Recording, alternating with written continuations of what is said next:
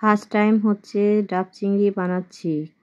কেমন হয় জানি না, তো যাই হোক ভালো লেগেছে খেতে। কেমন আছেন সবাই? আশা করি সবাই অনেক অনেক ভালো আছেন। আজকে হচ্ছে অনেক দিন পরের ইচ্ছাটা ছিল আর কি, সেটা হচ্ছে চিংড়ি মাছ, ডাব চিংড়ি বানাবো সেজন্য।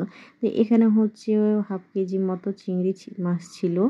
তো যাই হোক, এখানে হচ্ছে একটা জিনিস হয় যে অনেকগুলো চিংড়ি মাছ আর ডাবটা হয়ে যায় ছোট। তারপরে হচ্ছে অনেক কষ্টের পরে হচ্ছে রান্না করে ফেলি ডাব চিংড়িতে। এখানে হচ্ছে প্রথমে ডাবগুলো তো দেখতেই পাচ্ছেন, প্রথমে হচ্ছে ফোঁটা করে নিচ্ছি মুখটা, আর ডাবের পানিগুলোও রেখে দিলাম খাওয়ার জন্য আর কি, তো সেটাও নষ্ট করব না। এই যে দেখেন অনেকগুলো পানিও হয়েছে, আর ডাবের পানিগুলো অনেক মিষ্টি, যেহেতু আমাদের বাসাতে ডাবের গাছ আছে অনেকগুলো, সেগুলো অনেক দিন আগে ডাবগুলো নামানো হয় গাছ থেকে।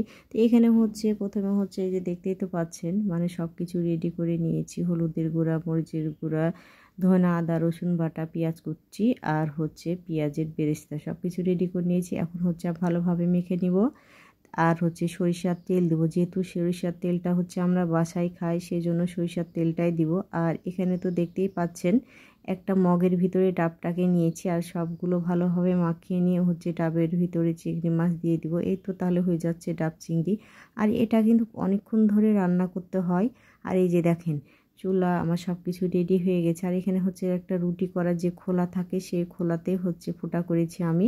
তারপর ডাবটা দিয়ে দিলাম, যেহেতু না নড়ে, নড়লে কিন্তু বলা যায় না, শুধু সাইডে পড়ে টরে যেতে পারে। তো যাই হোক অনেক সুন্দরভাবে আমি রান্না করে ফেলি। তো যাই হোক অনেকক্ষণ সময় লাগে, আর অনেকক্ষণ সময় নিয়ে কিন্তু রান্না করতে হয় ডাব চিংড়ি। আর ডাব চিংড়ি যেরকম দেখতে সুন্দর, নামটাও সুন্দর দেখতে, কিন্তু খেতেও অনেক মজা, সেজন্য আমিও বানিয়ে ফেললাম।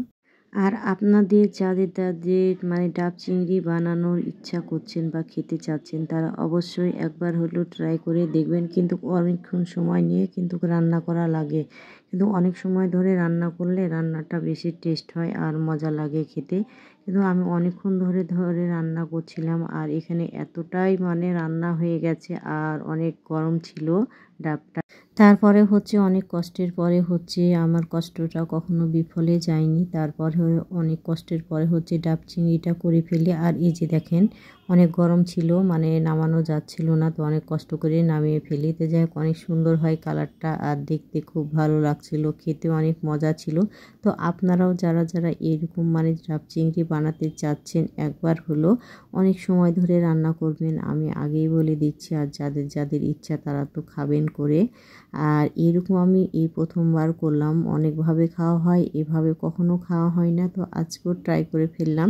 তো এদিকে দেখেন ডাবের কি অবস্থা হয়, ডাবটা হচ্ছে অনেকগুলো পুড়ে যায়, আর খুব গরম ছিল, সেজন্য হচ্ছে আমার ধরা সম্ভব ছিল না। একটা কাপড় দিয়ে হচ্ছে আমি ধরেছি। আর এই যে দেখেন ডাব চিংড়িটা নামিয়ে নিয়েছি, নামানোর পরে হচ্ছে ফাইনাল লুক। আর ফাইনাল লুকটা দেখতে কিন্তু ভীষণ ভালো লাগছে। তো আজকের মতো ভিডিওটা এখানেই শেষ করলাম। সবাই ভালো থাকবেন, সুস্থ থাকবেন, আল্লাহ হাফেজ।